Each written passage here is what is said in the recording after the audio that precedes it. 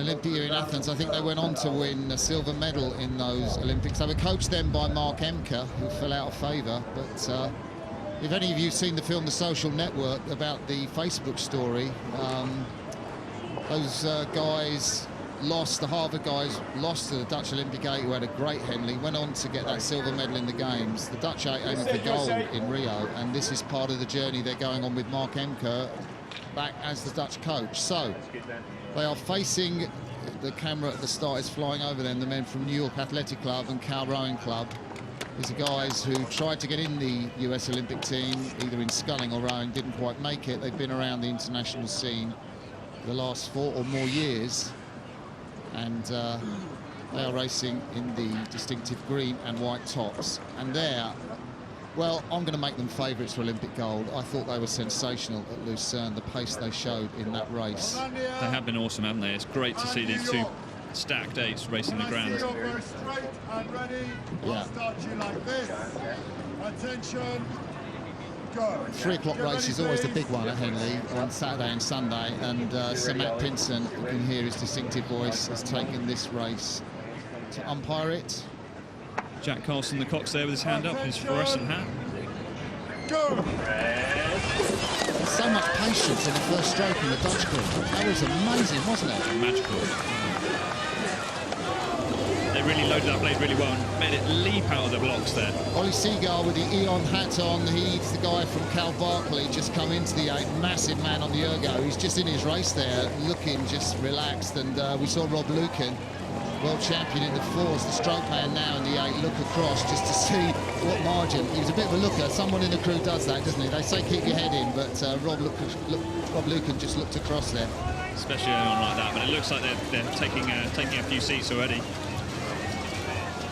They showed fantastic pace in the Lucerne Regatta. They led from the first 500 metres, beat the German 8, beat the American 8, but well, I think the Dutch will be surprised because the Americans are really giving it their all. The guys from New York Athletic Club and Cal Rowing Club. Almost certainly that won't be the verdict at the end of the race as we look at the Dutch. Just perhaps a few feet down, Peter Weersum, he's actually English, but he lives and works in the Netherlands. He speaks, of course, fluent Dutch, and they're moving away. They're still having a good look, though, aren't they? Considering they're doing such a good job, you know, they're obviously, maybe they're expecting more. So if you're watching this presentation on BT Sport this afternoon, it's a great Saturday at Henley. You'll see tens of thousands, hundreds of thousands of people watch this regatta over the course of the 5 days, and this is one of the busiest days. Crowds all the way down the bank. Closest to us is the American crew from New York Athletic Club and Cal Rowing Club. Train out of the same boathouse next to Cal Barkley. Their old boathouse is California Rowing Club. It's down on the Oakland estuary there. And that is the blades of the crew. We're looking, I guess, at Pete Graves. Yeah, he's been in that quadruple scull. Came last in the 2012 Olympics. He's been trying to get selection for the Rio Olympics with his brother, John, who's up in the bow seat, but so far failed to do that.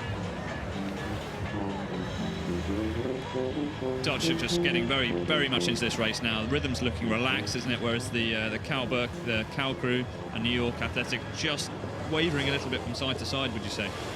Yeah, I think they are. So furthest away from you, see Dirk Bogards. He's up in the bow seat. We call that riding shotgun, don't we, Adam? Up in the bow seat. Yeah, best seat in the house, isn't it? Yeah, why is that? Gets across the line first, gets finished, gets stopped first. Yeah, but you get that feeling where the bow rise up in a fantastic 8 off the start. You just get a sensation like nowhere else in the boat, don't you? It's like a magic carpet ride, isn't it? Yeah, almost? Yeah, that's a great way to describe it. You're like Aladdin up there in the bow seat because it just seemed. I mean, you're putting the blade down, but really you're just having a fantastic ride as those big, powerful guys down in the stern of the boat motor away. Yeah, very much so. Off you go, Adam. Oh, still contact, I was just saying there. Just looks like it's still a bit of contact the US crew are keeping on the Dutch. So Peter Graves, the stroke man, doing a fantastic job. Interesting rig that the Americans have got, 2 what we call buckets on either side of the boat. Not seen a rig like that at this regatta here, Adam. I think they're pulling back some ground, don't you think? So it looks like they've actually found something now, and they've actually really starting to motor back into the Dutch. Well, they know this is their final, don't they? They know they're racing possibly the crew that are favourites to take the Olympic gold. All the top crews were at the recent Lucerne Regatta about 3 or 4 weeks ago, and the Germans, who won in Poznan, they got beaten by the Dutch. The British came second in Poznan, got beaten by the Dutch, and the Americans too, although they just qualified for the Olympic Regatta just a few days previously. So they would have known this is their final. Are they moving back? They're clawing it back, aren't they? This has pretty much been go for home early, I think, isn't it? And just see how much damage you can do. So Rob Lucan, always cool, as you would expect from a world champion in the Force 2013. Behind him is Mike Versluis. But the Americans, well, we talked about Pete Graves closest to us, but behind him is Dan Agai, and he rode in the pair with Mike Gennaro this year, tried to make the Olympic trials, but last year, Adam, he was in the pair for in the World Championships with, of course, Mike DeSanto. And Mike DeSanto's gone on to row 6 in the American 8, headed for Rio. So, you know, Dan Agai is a quality oarsman in the pair, and, you know, he's got nothing to lose now, has he?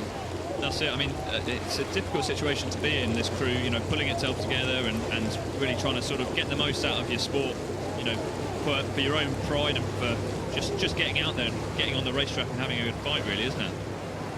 So it's the Olympic favourites, the national crew from the Netherlands, rowing here as Hollandia Roeiclub.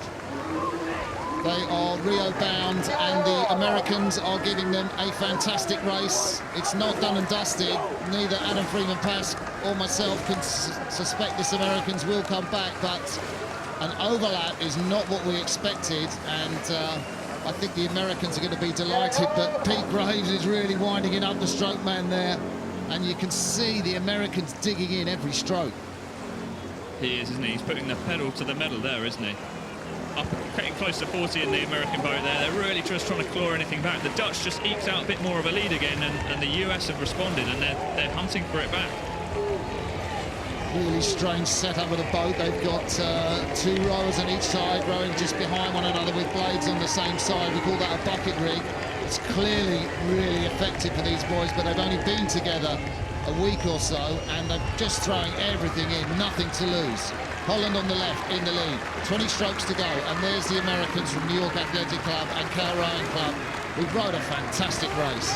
Yeah, it's strange having that double tandem, and I'm not sure how that's working, because it was veering from side to side as they're trying to get that power on a little bit, but they're just throwing everything at it to try and get back in him. Pete Graves winding it up, his brother in the bow seat following, and that rhythm being transmitted by Agai in the 7th seat, the pair oarsmen from the World Championships last year, but it's not enough. The Dutch know they've been in a race, and you know who's going to love that? Nautilus, the young British boys, the under-23s who are watching this race on BT Sport, I guess, or on YouTube, and they will have seen how close the Dutch got pushed. You know, the Dutch can be a bit inconsistent at times, and they can be magical. They were magical at Lucerne. I'm not sure if they saw that race or they will look back on that as magical. I thought the Dutch looked quite controlled there, and obviously the Dutch will now race the Nautilus crew, the British under-23 crew, tomorrow in the final.